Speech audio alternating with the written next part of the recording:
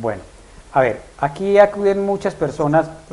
Voy a hacer una aclaración al respecto de lo que tú me preguntabas al principio. ¿Qué tiene que ver con la terapia Con la física terapia tradicional física. nuestra, Ajá. cierto? Si lo miramos desde un contexto, nada tendría que ver.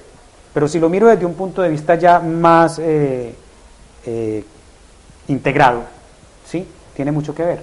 Lo que pasa es que aquí lo que varía de la terapia física es la forma en que se maneja, porque de todas maneras yo estoy haciendo un gran proceso, un efecto sobre un plano físico, para restablecer un estado de salud por una afectación de orden articular o un pinzamiento, por ejemplo, de un nervio.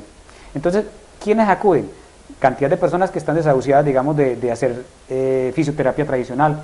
La fisioterapia tradicional que usa, o sea, el calor, ¿sí? Los El movimientos frío, repetitivos. los movimientos repetitivos. Ujú. En la experiencia que hay, por ejemplo, en la quiropráctica y en la osteopatía, que van muy de la mano, aunque son dos ramas completamente diferentes, nosotros no utilizamos el calor ni el frío, ni utilizamos el movimiento. Para nosotros, ¿qué es? Posturas, o sea, aquí hay mucho de lo que en Occidente se conoce como La ergonomía. la ergonomía y también lo que se conoce como el estiramiento o el stretching. Las terapias físicas repetitivas, digamos en el caso de una ciática. Ujú. Entonces, ¿qué encuentra? Que al consultorio llegan personas que no pueden caminar por un dolor de ciática. Impresionante. Entonces uno pregunta, ¿qué han hecho? Y ve uno una radiografía y resulta que el problema no es de manejo de movimientos físicos repetitivos, es simple y sencillamente una postura. Aquí hay unas posturas muy especiales que hacen que se libere la compresión De que esa se está raíz generando nerviosa, de esa sí. raíz nerviosa, que produce un efecto radicular muchas veces y una congestión del nervio ciático. Entonces, con esa postura el paciente siente inmediatamente que se ha manejado su dolor y ya entonces entra uno a hacer una movilización de todo el raquis lumbar, de esas 5 vértebras lumbares. Hay un aspecto a tener en cuenta, por ejemplo, en este proceso. ¿Cuál es? En las imágenes que hemos ido viendo, se han dado cuenta que cada parte se va movilizando segmentalmente. Doctor, No se hace en pero bloque. no pasa de la espalda ni de la zona ni del coxis. Eso era algo lo que De yo esa quería, zona me estaba, veo que no ha pasado hasta el momento. me estaba preguntando eso y ahorita dejemos que el doctor termine esta parte ahí y ahorita quería hacerle una pregunta sobre eso porque pensaba eso, bueno, ¿solo se relaciona con la columna vertebral o podemos incidir otro tipo de articulación? Hay unas imágenes que tenemos por allá más adelante donde vemos movilización del resto de articulaciones. Ujú. ¿Sí? Todas las articulaciones del cuerpo las podemos movilizar.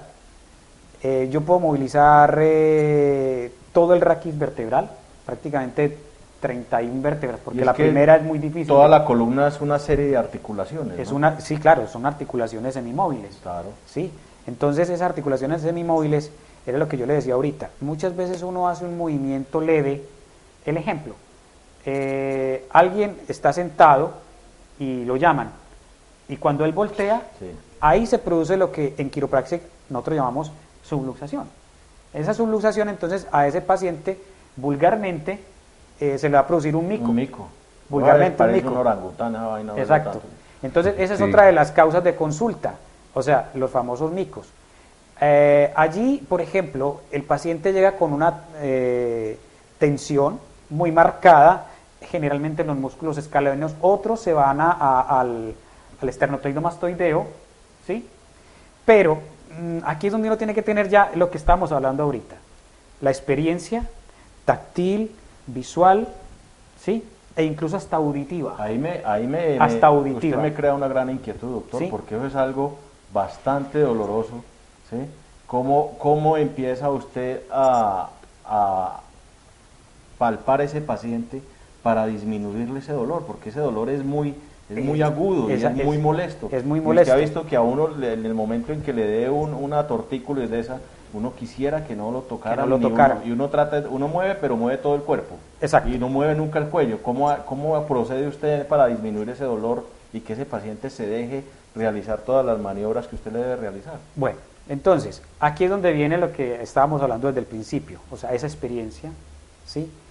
Visual, táctil e incluso auditiva, ¿ya? Porque el cuerpo de todas maneras está emitiendo una vibración, y esa vibración también la capta uno por la parte auditiva. Aquí ya entraría uno a otro punto que no tiene pues mucho caso hablar de él. Pero, entonces, el dolor está referido hacia la zona cervical o el cuello. Yo no puedo entrar de una vez a movilizar el cuello. Claro.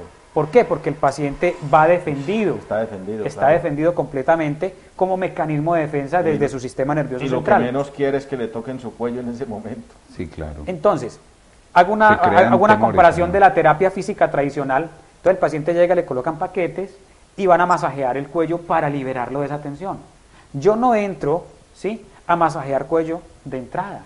No puedo. Entonces tengo que liberar toda la musculatura subyacente, o sea, el paravertebral, en este caso, por ejemplo, el epiespinoso.